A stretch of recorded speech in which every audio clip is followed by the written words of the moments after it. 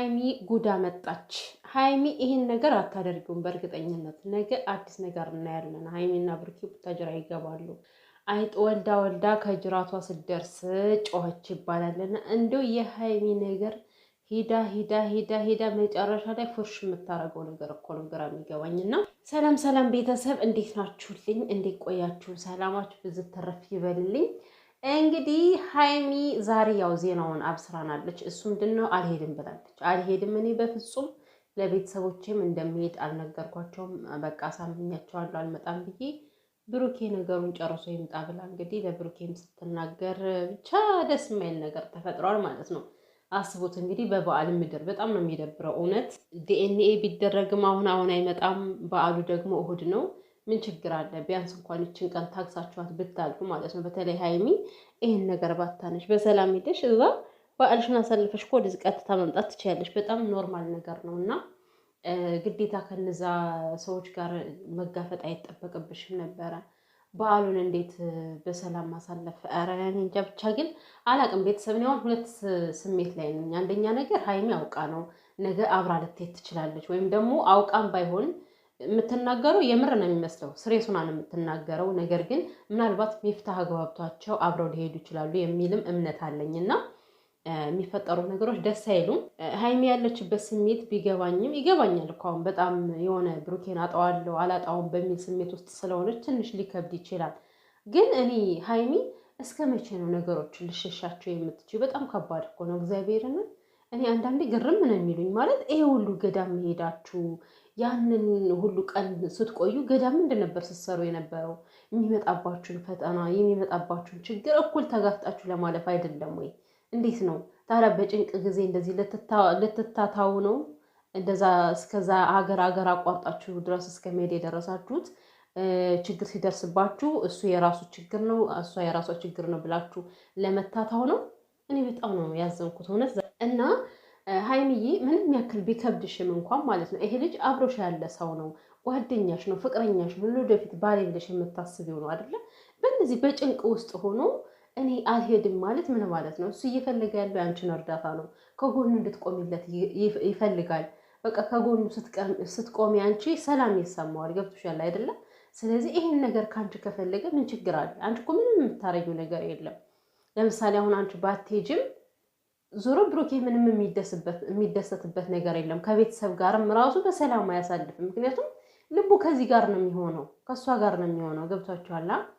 ስለዚህ ከነገርየውም አንቺ ባትቆሚ ባትሄጂም ማለት ነው ብሩኬ እኮ ነገሮችን በራሱ ይወጣል። ግን ደግሞ የፈልገው ያንቺን እርዳታ ነው። ከጎኑ እንድትሆኝ እንድታበረችው ይፈልጋል ማለት ነው። ፍቅረኛ እስከ መቼ ነው ታዲያ? ፍቅረኛ ሆናችሁ እየተሳሰባችሁ ካልሆነ እንደዚህ ችግር ሲመጣ አንዱ ሸርተት ካለ ምን ዋጋ አለው? ምንም ፍቅር ሆነ እና ሃይሚዬ አንዳንዴ የሆነ መገኘት በሌለብሽ ቦታ ላይ ያለ መገኘትሽ መልካም ነው። ግን ደግሞ አስፈላጊ ከሆነ ቦታ ላይ መገኘት ካለብሽ ቦታ ላይ ስትፈለጊ ግዴታ ነው። ለብሩኬ የእውነት ብሩኬ በጣም ነው እያሳዘነኛለሁ። አንደኛ ነገር አሁን እቺ የተረገመች ልጅ ምን እንደምታደርግበት አይታወቅም። ምናልባት ለማጭበርበርም አሁን ሰው ሁሉ እንደዛ እያለ ነው። በቃ ለማጭበርበርም ልትጥር ትችላለች፣ አይታወቅም። ነገር ግን ያው እናንተ የብሩኬ ቤተሰቦች ራሱ አዋቂ ልትሆኑ ይገባል። ዝም ብላችሁ ይሄ ዲኤንኤ ማለት በዘፈቀድ የሚደረግ ነገር አይደለም። እሷ በፈለገችውም ቦታ እሷ በፈለገችው ታይም ሊሆንም አይችልም። ከምሬ ነው። እና እሷ አይደለች የከሰሰችው ብሩኬ የልጅ አባት ነው እያለ። ስለዚህ እናንተ በፈለጋችሁት ሰዓት እናንተ በፈለጋችሁት ቦታ ነው መሆን ያለበት ዲኤንኤው ማለት ነው። እና ብሩኬ ወንድሜ አይዞህ፣ እግዚአብሔር ይርዳ። እውነት በጣም እሱ ራሱ በጣም በቃ ደስ የማይል ስሜት ነው ውስጡ። ፍርሃትም ሊሰማው ይችላል። በጣም ከባድ ነው። በከባድ ነገር የእናንተ ነው ስትባሉ ልጅን ያክል ነገር ይከብዳል። እና ብሩኬ በራሱ 100% ተማምኖ ዛሬም ድረስ የኔ አይደለም አላት። የኔ አይደለም ልጁ፣ አንቺን ከጥርጥር ነፃ ማውጣት ነው የምፈልገው እያለ እየተናገራት፣ እሷ ግን አልፈልግም ብላለች። ግን እኔ ሃይሚ ዛሬ በቃ በአጠቃላይ ልክ አይደለሽም። የምሬ ነው። አንዳንዴ የሆነ እንዴት ነው ለምንወደው ለምናፈቅረው እየተጎዳም ቢሆንም እኮ የሆነ ነገር ልናግዝ ይገባል። እንኳን አይደለም የምንወደው ሰው ቀርቶ የሆነ ሰው እኮ ችግር ላይ ሆኖ እንዴ ድረሱልኝ ካለ እዛ ሰው አንደርስለትም። ዛሬ ብሩኬ እንደ ፍቅረኛሽ ሳይሆን እንደ አንድ እስኪ እርዳታን እንደሚፈልግ ሰው ተመልከቹ። እርዳታን እንደሚፈልግ ሰው ያንቺን እርዳታ እንደሚፈልግ ሰው ተመልከቹና ግዴታ አብረሽ ልትሄጂ ይገባል ሀይሚዬ። ከምሬ ነው። እዚህ ሆነሽ ነገሩን መስማትሽ አይቀርም። ብትሰሚም ተፈጠረም አልተፈጠረም ዞሮ ነገሩን ከዚህ ቁጭ ብለሽ ትሰሚዋለሽ። እዛም ሄደሽ አንድ አይነት ተመሳሳይ ነውና ከዛች እዩ የምትባል ልጅ ጋር ያለ መገናኘት ትችያለሽ። ቀመም እግዚአብሔርን አትገናኝ። በፈለገው ቦታ ልታገኝሽ ብትፈልግም ስልክሽን ዝግት አድርገሽ ከቤተሰቦችሽ ጋር ቁጭ ብለሽ ባህልሽን አሳልፈሽ ትመለሻለሽ። አለቀ። እና ብሩኬ አሁን ላይ በጣም ብዙ እቅዶች አሉት። ከሀይሚ ጋር ማድረግ የሚፈልጋቸው ነገሮች ምንድነው? ለቤተሰብም ይፋ የሚያደርገው ነገር ያለ ይመስለኛል። እኔ ብዙ ነገሮችን አቀጃለሁ እያለ ነው። ግን እንግዲህ ሀይሚ ነገሩን አፈራርሳበታለች። እኔ ግን እንደነገርኳችሁ ከመጀመሪያው የሆነ ትሄዳለች ብዬም እምነት አለኝ። ከቀረች ግን ከባድ ነው የሚሆነው። ፍቅር እንደዚህ አይደለም። እግዚአብሔርን የፈለገ እየተጎዳችሁም ቢሆን ብሩኬና አንቺ አሁን ሰላም ናችሁ። ብትጣሉ ቢሆን ኑሮ እንደ በፊቱ ሆናችሁ ቢሆን ኑሮ በቃ አንተ እንደፈለክ ሄደህ አድርግቴ ነበር። አሁን ግን ያላችሁበት ሁኔታ ጥሩ ነው። ጭንቀት ውስጥ ብትሆኝም አንቺ ነገሩ እያስጨነቀሽ ቢሆንም ብሩኬን አጣዋለሁ አላጣውም የሚለው ስሜት እየተመላለሰብሽ ቢሆንም ከበፊቱ አሁን ትሻላላችሁ። አብራችሁ እየኖራችሁ ነው። ሰላም ናችሁ።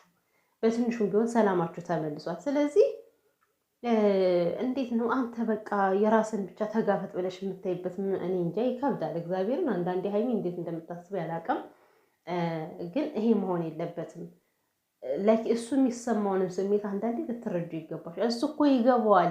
አንቺ ያለሽበት ስሜት ሳይረዳው ቀርቶ አይደለም፣ በደንብ ነው የሚረዳሽ። ግን ደግሞ አንቺ ልትረዱ ይገባል። የምር አያሳዝንም? ያሳዝናል። ይሄን ያክል ከጎኔ እንድትሆኝ እኔ አንቺን ነው የምፈልገው ሲል እኔ አንጀቴን ነው የበላውና ይሄ የምናይ ብሩኬ ነገር። በዛ ላይ ደግሞ የጨረቃ ፋሚሊ በጣም ነው እየተረበሹ ያሉት። ምክንያቱም በበዓል ምድር ሲጠብቁ የነበረው እነሱ ሌላ ነው፣ እየተፈጠረባቸው ያለ ነገር ሌላ ነው። እና ለማንኛውም ነገሮች ይስተካከላሉ ብዬ ተስፋ አደርጋለሁ። ይሄ ነገር እውነት ብሩኬን ፕራንክ እያደረግሽ ከሆነም ሀይሚ በጣም ነው ደስ የሚለኝ። የምርሽን ባይሆን ይሄ ነገር ማለት ነው፣ ከምሬ ነው።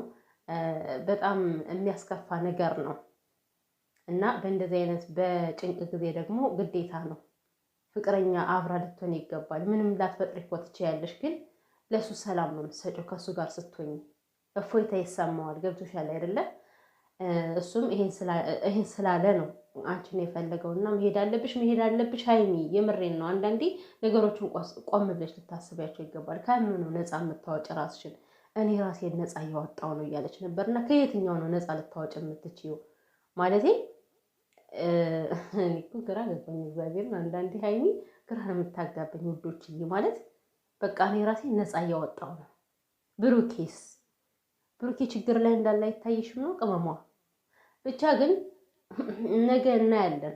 እኔ ይሄዳሉ ብዬ ነው የማስበው።